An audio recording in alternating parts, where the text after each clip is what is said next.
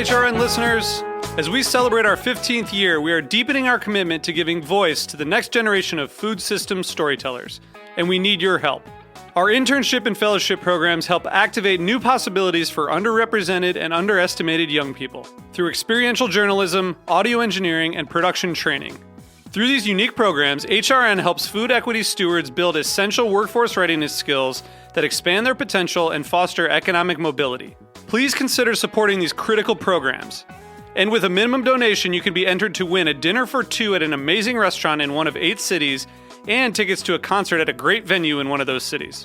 We have incredible partners across the country who have donated, as they also share our passion for helping to educate the next generation of food systems storytellers. Check out heritageradionetwork.org/15 to donate and enter to win today.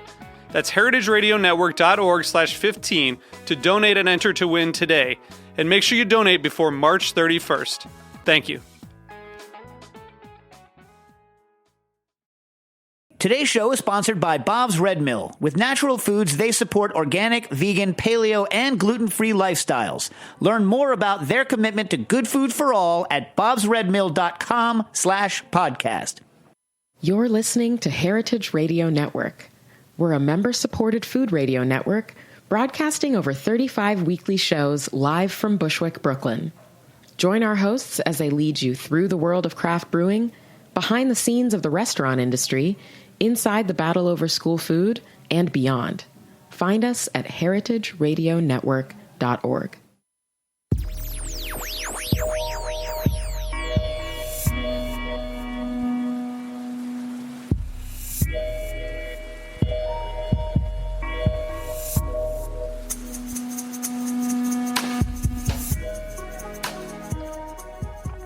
All right. Thank you once again for joining us on the Heritage Radio Network. We are coming to you, as always, from the back of Roberta's Pizza in Bushwick, Brooklyn. You, of course, are listening to the Farm Report. I am your host, Erin Fairbanks. I'm running solo today. Tune in next week. My co-host, Charlie Comer, will be back in the studio. But we've got a jam-packed show today. Because it is almost St. Patrick's Day, we are going to be taking a little bit of a trip to Ireland. We're joined on the line at the top of the show by John Flahavan, who's a 6th-generation CEO of Flahavan's Irish Oats. And then in the second half of the show, we've got a little treat for you. Filmmaker Meryl Williams will be joining us to discuss a new kind of love, romance, and wildness food movie. So stay tuned. I'm excited to hear more about that. John's flight unfortunately got canceled. We were hoping to be sitting across from him in the studio, but instead, as John said just before we jumped on, we're going to be across the ocean. John, welcome to the show. Thank you very much, Erin. I'm delighted to be with you. In spirit, anyway, if not in person. Well, it's always a treat to hear an Irish accent, in my opinion.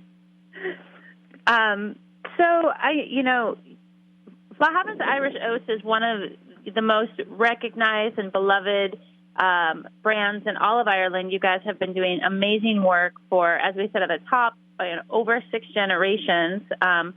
One, producing great breakfast cereals, but 2, really some innovative work around reducing your carbon footprint, which I want to talk about. But before we get there, maybe you can give us just a little bit of a nugget of the founding story about how your family's business got started, over 235 years ago. Well, I can trace my family back to the late 1700s, and we're putting it down at around 1785. We reckon that my great grandfather was milling here in the little village of Kilmacthomas. But I suppose we could actually possibly even go back a bit further than that, because in the village of Kilmacthomas, there was a survey done in 1656 which showed that there was 2 mills in the village, and it's, as I say, quite a small little place. There's maybe 500-600 people in it, and there was in 1656 there were 2 mills in repair and working at that stage. So I think we can definitely claim late 1700s, but you could actually go back. We could almost go back even further to the 1600s. So wow. quite a long period of time. I'll bet. I feel lucky that I can trace my family back like 2 generations, much less. Yeah. We would have. I suppose in the States, I suppose people will move around more. In Ireland, if I follow my various antecedents, they've all been coming within a fairly short, maybe about a 20, 30 mile radius of here, between my mother's people and my grandmother's people, and, they've all haven't travelled that far. So we wouldn't, even though I suppose there are so many other people travel from Ireland, but the Flahavans didn't travel that much. But actually, I was coming, and I was when I was going through some old letters here.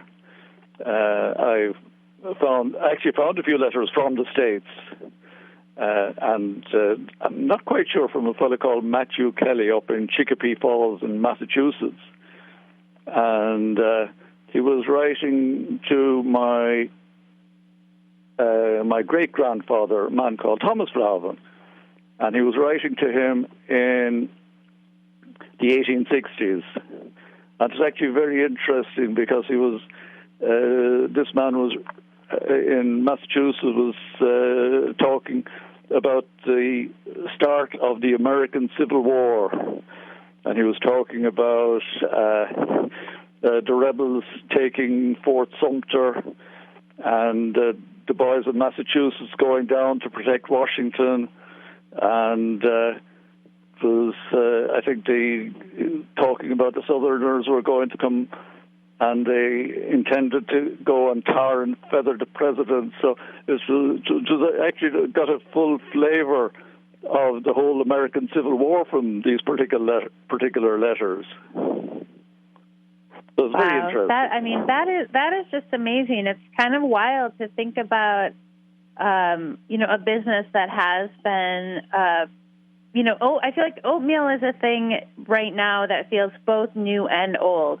I mean, I know a lot of listeners, myself included, may have memories of our, mom making hot breakfast cereals growing up, but I do think there has been like this new craze with, the overnight oats and people really looking at this particular kind of grain in a new light. And I'm sure that's been great for your company. I want to understand for folks a little bit where you come into the oat process. So maybe we can start by talking a little bit about your milling facility and why oats need to be milled, and a little bit how milling technology has evolved under your watch. Well, we're here down in the southeast of Ireland, so in actual fact, Ireland has one of the best climates for growing of oats. The best climates you will get for growing oats will be if you get a cooler, damp weather and a long growing season, and that's the best. You'll get the best oats out of that. There'll be a nice plumper oats. It will generate the starches within the grain, and but one thing that the oats doesn't like, it doesn't like getting into drought conditions. It doesn't like getting into too dry a condition, and oats are, as I say, ideally suited for Ireland. So if we start with that, then we're dealing with local farmers. So we'd be dealing with farmers within, say, a 50 to 60 mile radius of our mill here. We take in the oats at harvest time, and then we'd actually dry them down initially to get them down to a moisture at which they can be stored, because the oats will be coming in at 50, maybe about 18 to 20% moisture on average. And then when we take them in, we'll dry it down to 13 or 14, so it will be able to store properly for the rest of the year, because we take them all in the month of August, the majority, maybe a little bit into September, and then we'll be harvesting. Those will be harvested for use all through the rest of the year. So I would imagine you end up having to have quite a bit of, just essentially storage space as you're getting kind of all of the raw materials in kind of one go and then doling them out through the year. Is that right? We do. We would have sufficient storage for that. So we'd be doing between all of the oats we'd be using with maybe 15 to 20,000 tons, and we would have storage for that. So that would be. But we would, by having it within our own control, then we'll be monitoring the temperature of the oats, and then we'll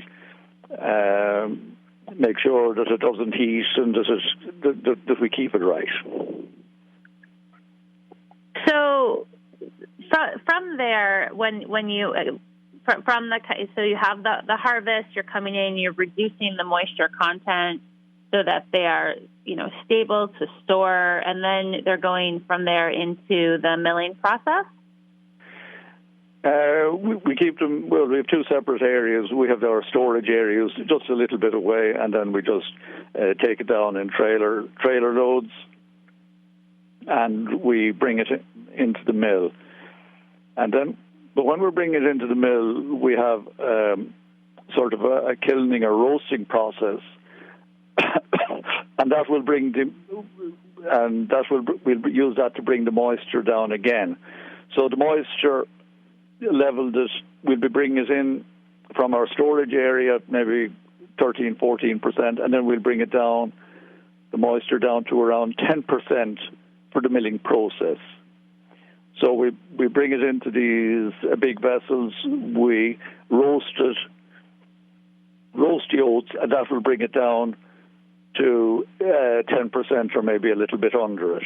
And that develops the flavor of the oats. Yeah, I was going to say that changes. That was my question, and that impacts the flavor as well. It does, yes.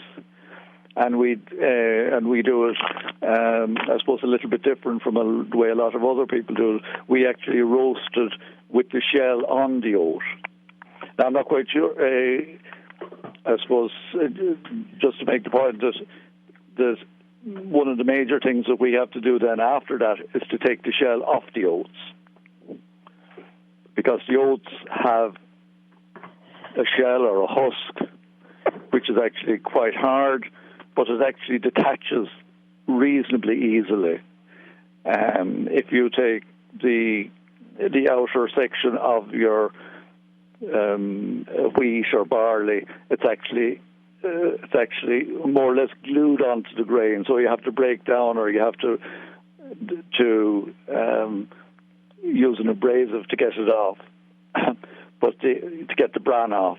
But with oats, the shell comes off quite easily. And in actual fact, one of the things, if we look at oat milling is completely different from flour milling.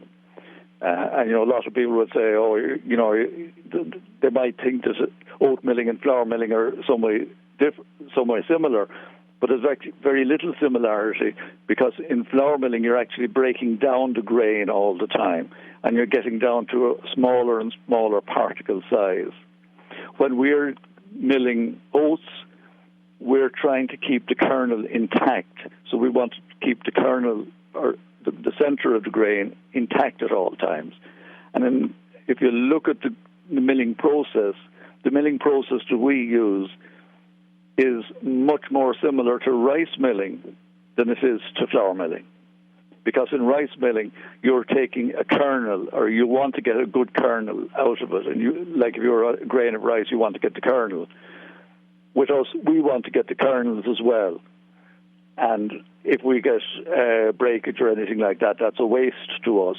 So we want to keep. So as I say, if you want a similarity, it's rice milling rather than flour milling. And so I know, like, I grew up eating that other oatmeal, the Quaker oatmeal, and then when I was in college, I started working for a place called Zingerman's, and they sold for their breakfast cereal an Irish style oat, and I feel like the things that you hear a lot, you hear words like steel cut, and also the like way it looks in your kind of bowl of hot cereal is different between like different types of oats. So can you talk a little bit about what those differences are and why people do them, and then obviously where you guys have landed?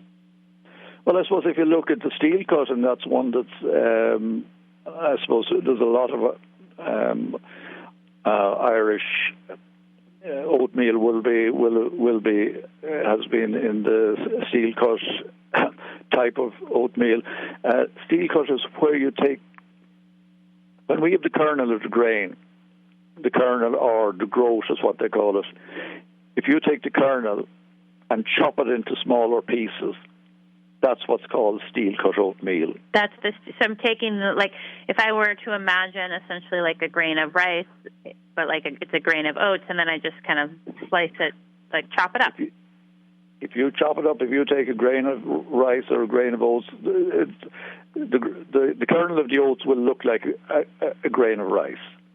So if you just chop that into smaller pieces, that will give you what they call steel cut oatmeal, or in actual fact, what we call it over here in this side of the Atlantic, we call it pinhead oatmeal, because it's like a little head of a pin. You bring it down to a small particle size. And the small particle size is what is then steamed and rolled. So you steam and roll your pinhead oatmeal or your steel cut. That makes your regular your regular flaked oatmeal. But you can equally well do if you could also take the whole kernel, and the whole kernel will be the whole kernel or groat. If you flake that gives you what I think sometimes is called the old-fashioned oatmeal. So it's a larger flake because you're dealing with a larger feedstock, a larger particle before it goes into the roller. Okay. It's like so interesting. There's like so many like different choices that you can make. So what have you seen as far as like from the consumer end? Are people's like attitude towards? I would guess that people are looking for things in general that are faster and easier, but also maintaining kind of like the health benefits. And so, when you guys think about your production, is like, how do you think about innovation within your business?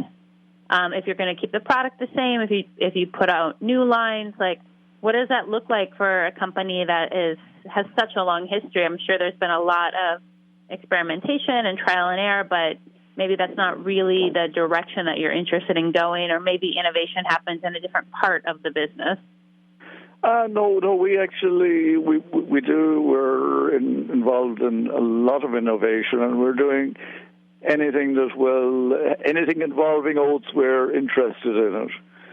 So, I suppose the regular flaked oatmeal, the regular oatmeal will be sort of our biggest business, but we've also brought it into other areas. We've got sachets and the little tubs or little pots. We have those for the convenience customers. We have muesli as well, which is another thing, because everything is what we do is based off oats. So we do our own muesli, which is it hasn't come across. We haven't brought it across to the States, but we're the largest selling muesli in Ireland, and we're also recently put in a granola plant, and we have a plant for doing oat cookies as well. So nice. we've lots of different things, and even beyond that, we also do recipe development because my wife now is after doing a few cookbooks, sort of mini cookbooks with maybe a dozen recipes in each, and so we use those, send them out with the packets. And what we're doing with those is we're sort of giving people alternative, even using the basic oatmeal, giving lots of alternative uses for them. So we're using that so we do a lot of experimentation in that, and they'd be doing, say, oat breads, and even using oatmeal as a replacement for rice in a risotto, so to make a sort of an oatsotto. So we lots of things to talk about. Yeah.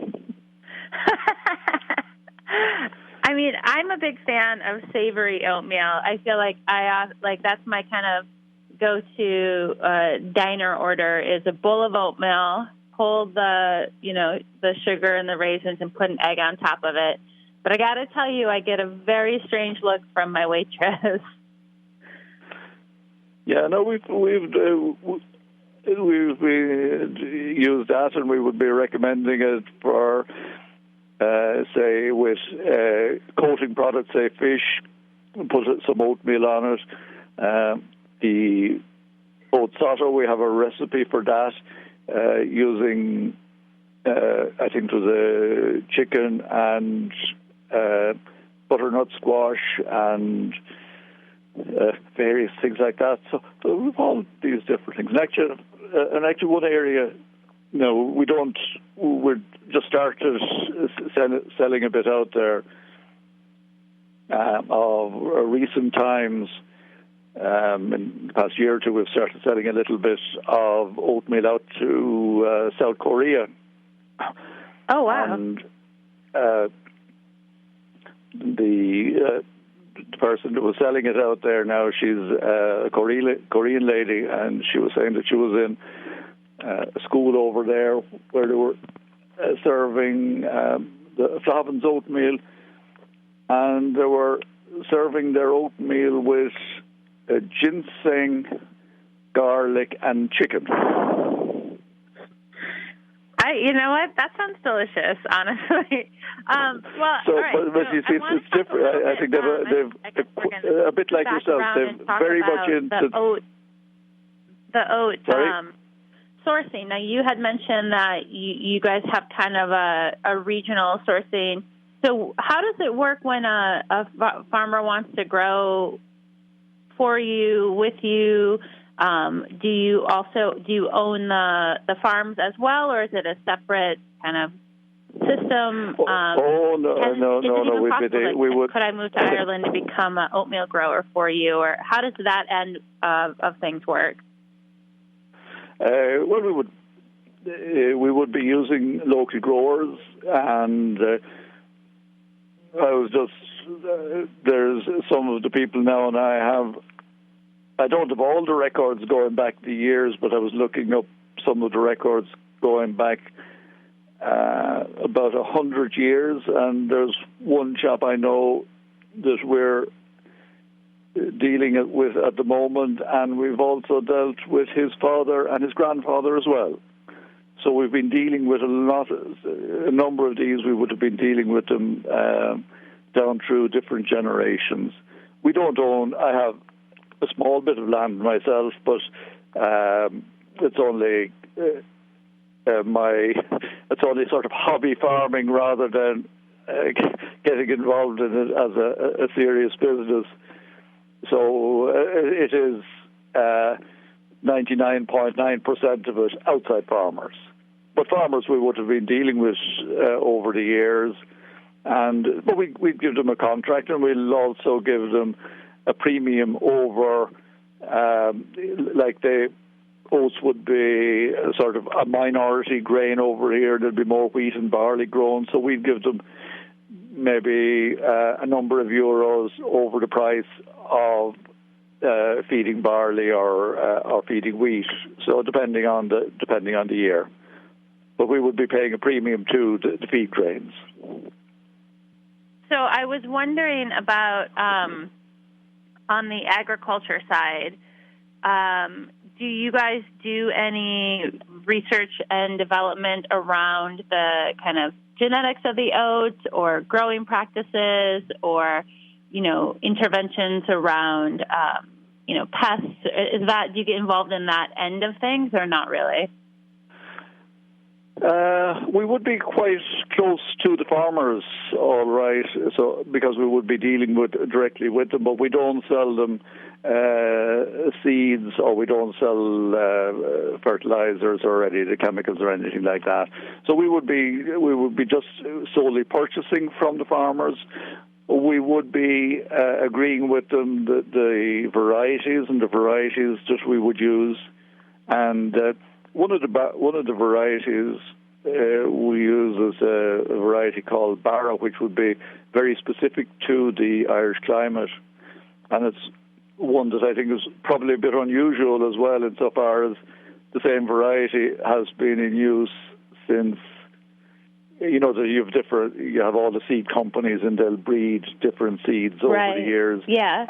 But this variety is around since 1985, I think it first came on the market, and it's still one of the best varieties because it's a nice, big, plump grain, to be slightly bigger than a lot of the other newer ones that are coming along. And another one called Husky would be another one. So there's 2-3 varieties that we would like. There'll be other varieties that we mightn't like as well. There were various varieties that are more difficult to mill, and it's difficult to take the shell off them. So those would be ones. But we can generally work with most varieties anyway. But the oats we get from the farmers is good. There'll be a good bushel weight in the oats, which is one thing we look for. Bushel weight or hectoliter weight, whichever you prefer.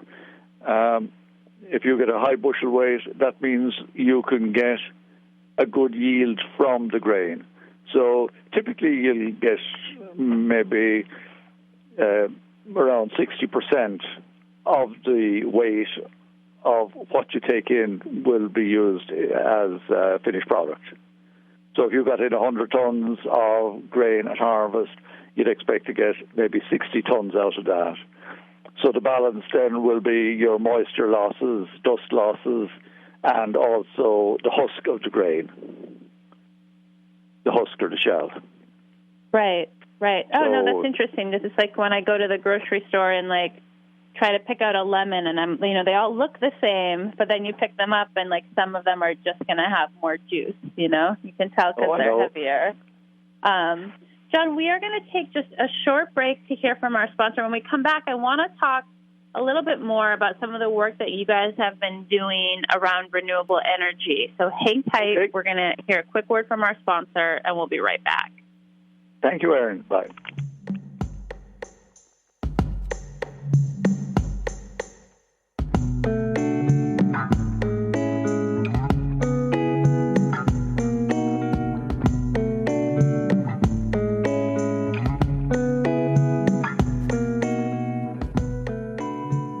Bob's Red Mill has been milling whole grains since 1978.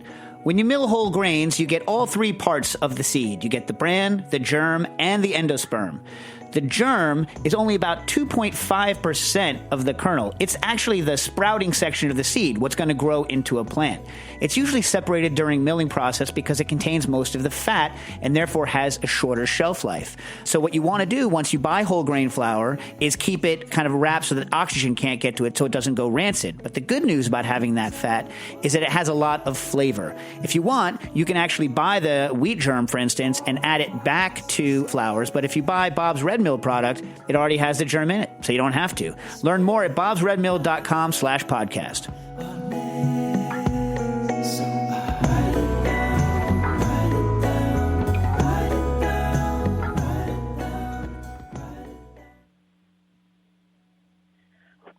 All right, we are back. You, of course, are listening to the Farm Report.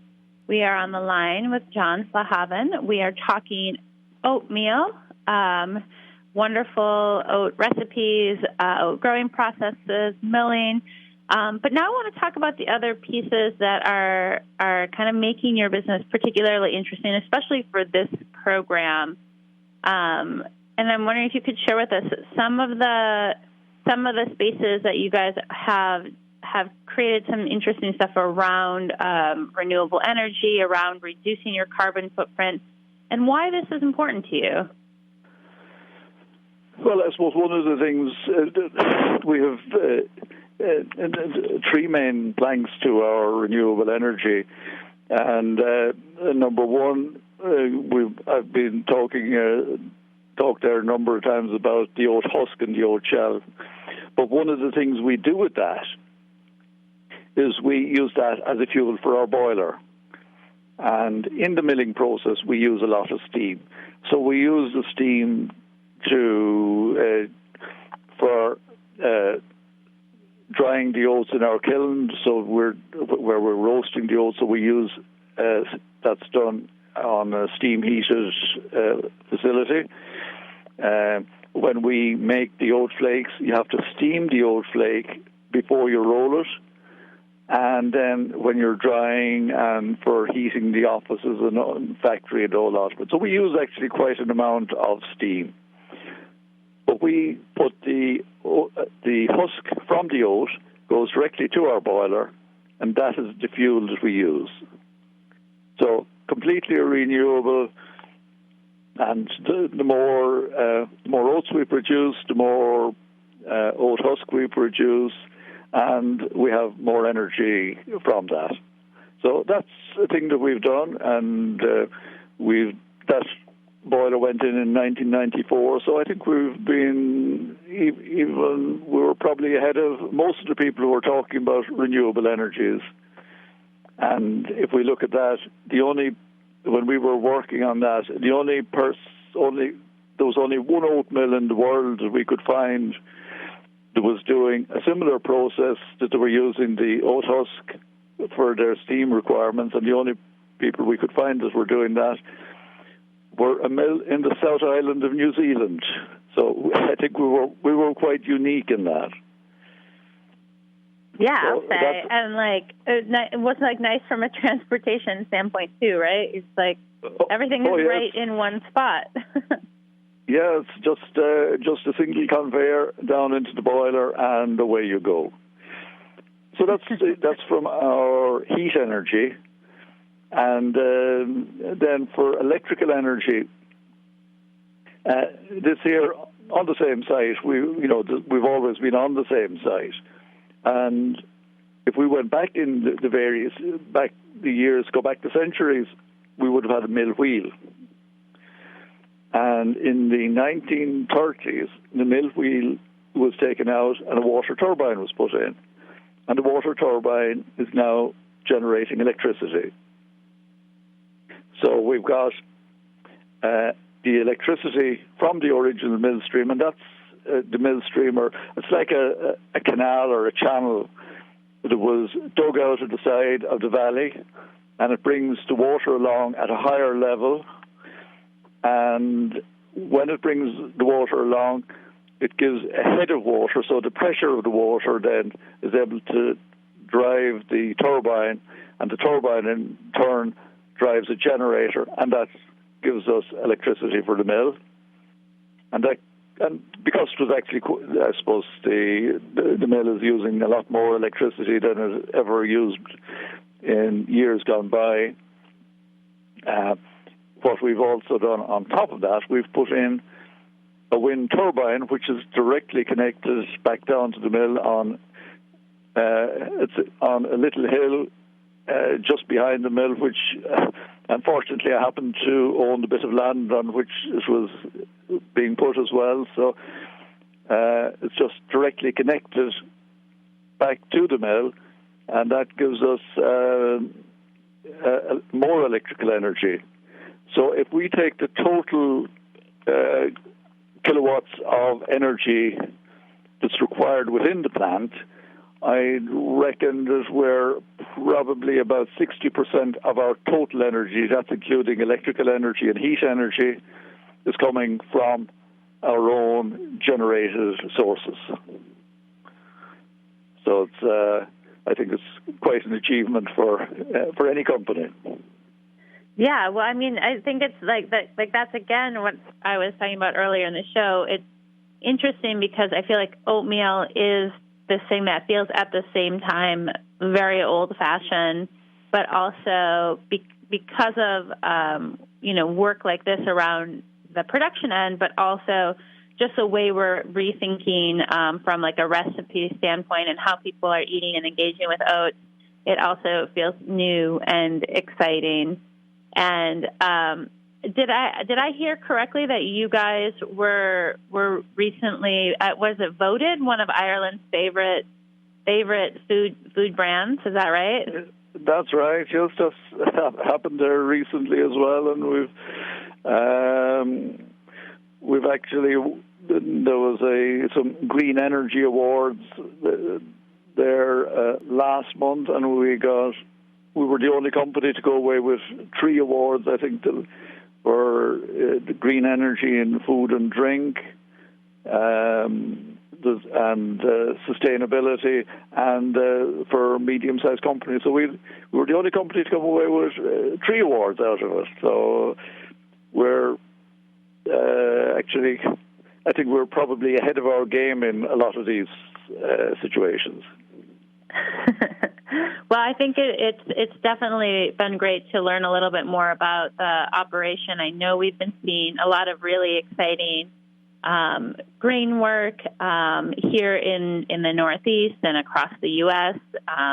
And a little bit on the oatmeal front. We have some friends up in Maine who make a really wonderful kind of regional oatmeal, so it's nice to see kind of like what are the options over time, and also kind of tuck into a little bit of the history. We're just about out of time, but before we go, I'm wondering how have you been eating your oatmeal lately?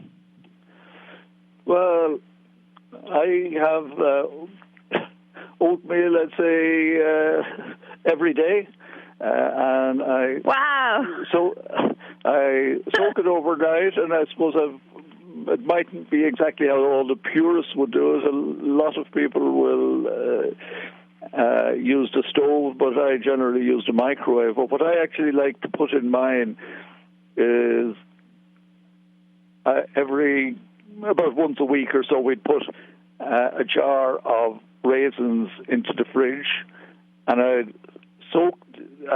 fill up the same jar with apple juice, and then leave the raisins soak, and then when I want them for the porridge in the morning, I put them in with the porridge, put them in the microwave, and then I have lovely, juicy and plump raisins with my porridge. Nice. I'm so impressed that you still eat oatmeal every day. That is a testament. Well, what else would I eat? Exactly, right?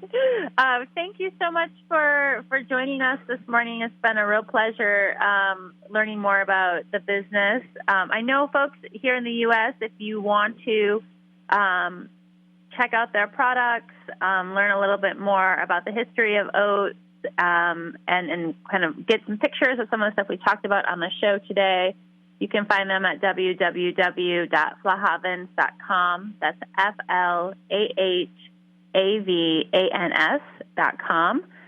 John, I wish you in advance a happy St. Patrick's Day, and hopefully we'll catch you next time you're in New York. Thank you, Erin. It's great to talk to you. You too. Hang tight, guys. We're going to take just a short station break, and when we come back, we'll be on the line with filmmaker Meryl Williams to talk about her new piece, and you're going to want to hear this. Stay tuned. We'll be right back.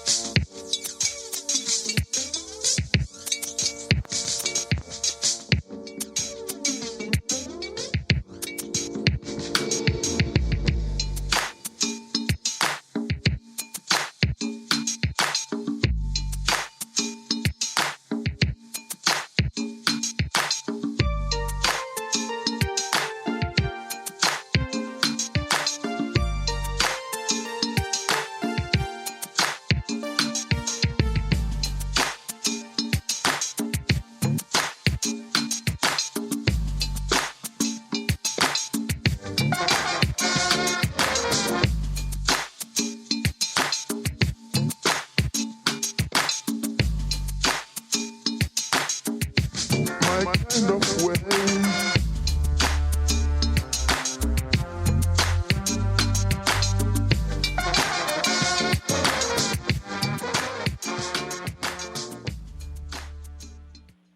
All right. We are back, and we are joined in the studio by Meryl Williams, a filmmaker, to talk about her new film, Biophilia. Meryl, welcome. Hi, thank you. Thank you so much for having me. I was really stoked to get a little information on your film, like a farm-oriented love story with a strong female protagonist talking about wildness. Yeah. Give us a little background. Where did the idea for the film originate? Yeah. So the film was written by my friend and longtime collaborator. Her name is Marina Mitchelson, and she lives in LA. So that's the only reason why she's not joining us in the studio today. But we spent a lot of time out on this piece of land that's my family's sheep ranch, and it's out in Petaluma, California.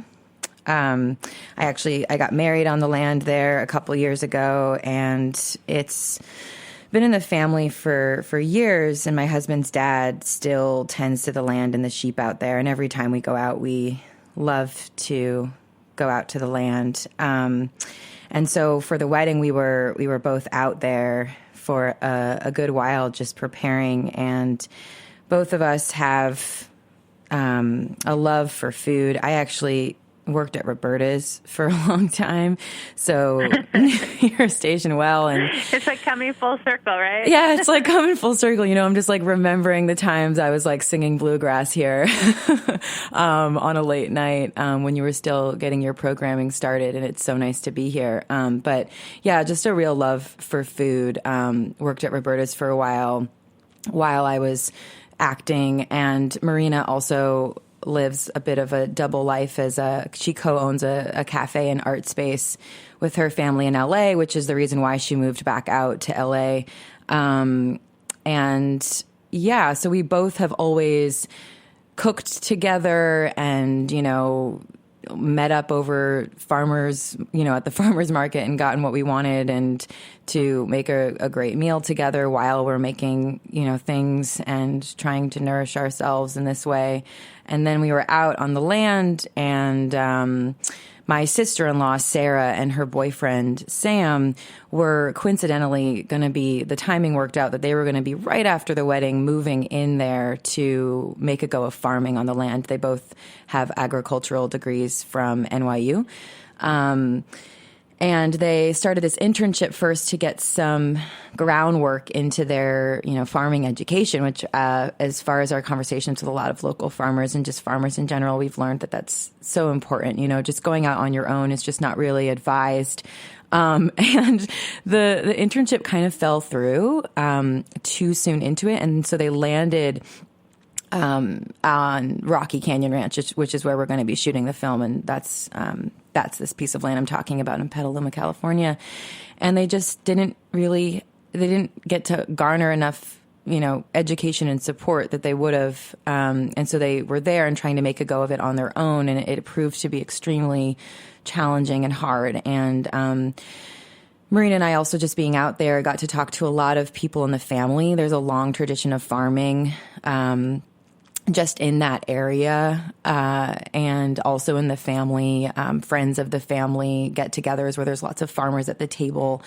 And so we were really inspired by this story, and, you know, also coupled with our love for food and environmentalism, and then just what you're talking about, this really gritty, raw female protagonist that we so rarely get to see. And so we started taking in all of these stories from the land and the history that we've heard around these tables, and, you know, the emotional push and pull over this land, which it's very much steeped in, you know, what people want to happen to the land, whether it's a dairy farm or, you know, if it can be used to grow vegetables, you know, overgrazing because there's so many cows feeding off of the land, and just how challenging it really is, and this romantic idea of coming to this piece of land, which I know that Sarah just felt, I think something that I've talked a lot with there's this farmer, Ann Teller. She's in her 80s, and she's a close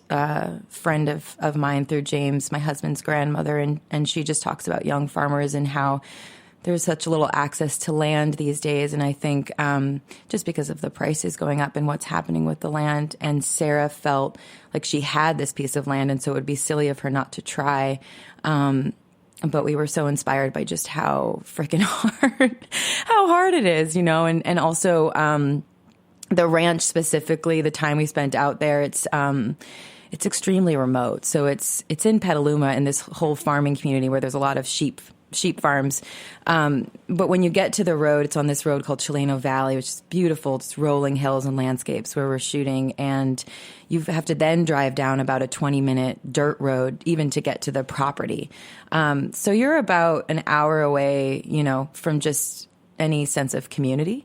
So we were really also interested in this psychological aspect of what happens to you, this romantic idea of going back to the land and being in wildness and nature, and then also what that does to you, what that does to a relationship, and how it reveals to you who you are. That's something that we've also been hearing. I was reading this book by Kristen Kimball called The Dirty Life. I don't know if you've ever read it.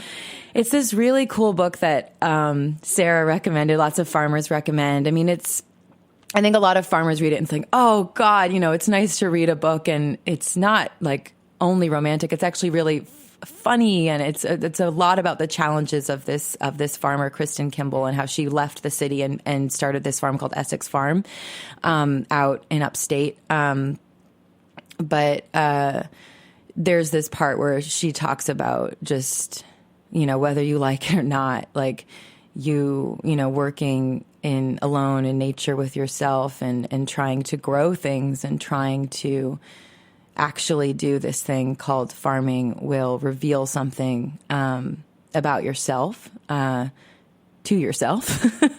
And so, I live in Brooklyn, Marina lives in LA. We're very fascinated by this. And I think also very humbled and inspired by the real stories, because it's something that we've wanted to explore, and but also are aware that, we're making a film about it. So through the process, we've been connecting with a lot of actual farmers and getting their stories and sharing their stories through the making of the film, which is my interest in reaching out to you, and spreading the word about the important work that they're doing, and kind of bringing up this culture of farming. So yeah. I guess I'll pause there and see if you have any other questions, because I feel like I talked for a bit. Well, you gave us definitely the overview, which is awesome.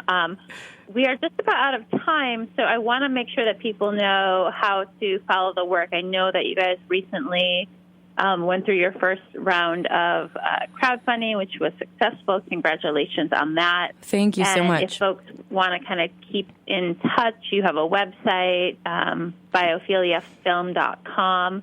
But what are kind of, I have two questions before we're cut off by David in the engineer box. Yeah, totally. One is, where does the name come from? And two is what's next for the film, and what should people be looking for? Yeah. The name comes from, it means our natural inclination towards the plants and animals. So our natural,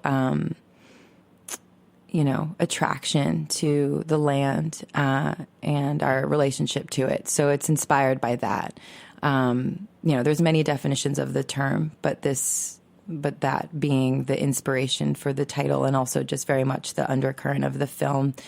And then what's next for the film? We're super happy about the crowdfunding. It was, we feel so supported. We have almost 300 people that donated to us. And we do have that website. And I think that something I should that's good to let you guys know is that we're still fundraising. We are pretty much all the way there, but we're looking for partners in like Sonoma County. We just garnered a partnership with Nyon McAvoy, who has McAvoy Ranch out there, and he's supporting the film as an associate producer.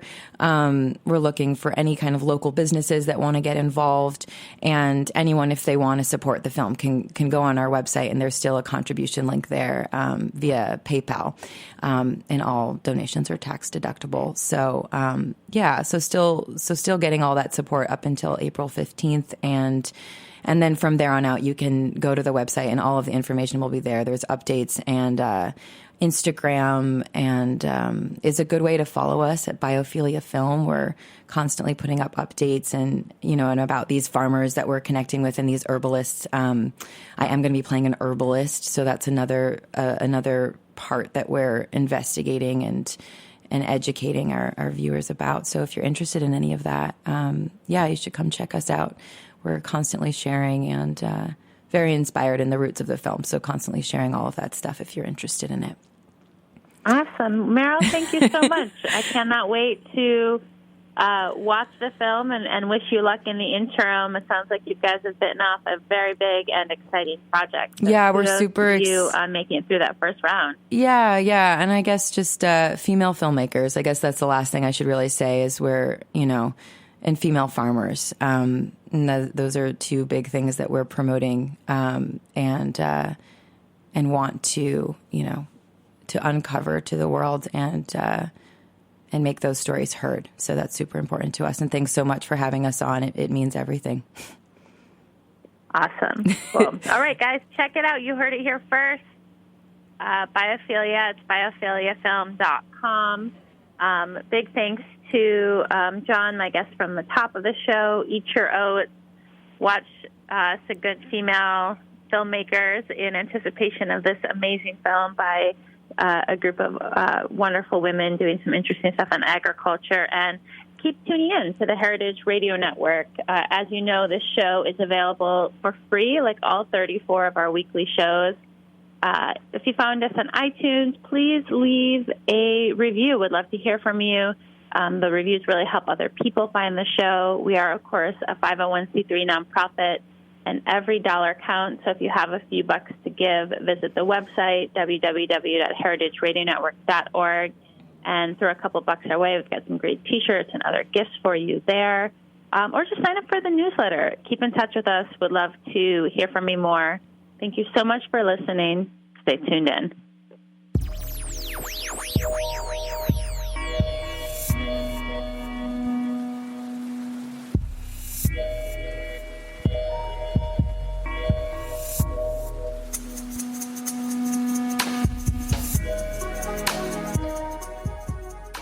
Thanks for listening to Heritage Radio Network, food radio supported by you. For our freshest content and to hear about exclusive events, subscribe to our newsletter. Enter your email at the bottom of our website, heritageradionetwork.org. Connect with us on Facebook, Instagram, and Twitter at heritage_radio. Heritage Radio Network is a nonprofit organization driving conversations to make the world a better, fairer, more delicious place. And we couldn't do it without support from listeners like you. Want to be a part of the food world's most innovative community? Rate the shows you like, tell your friends, and please join our community by becoming a member. Just click on the beating heart at the top right of our homepage. Thanks for listening.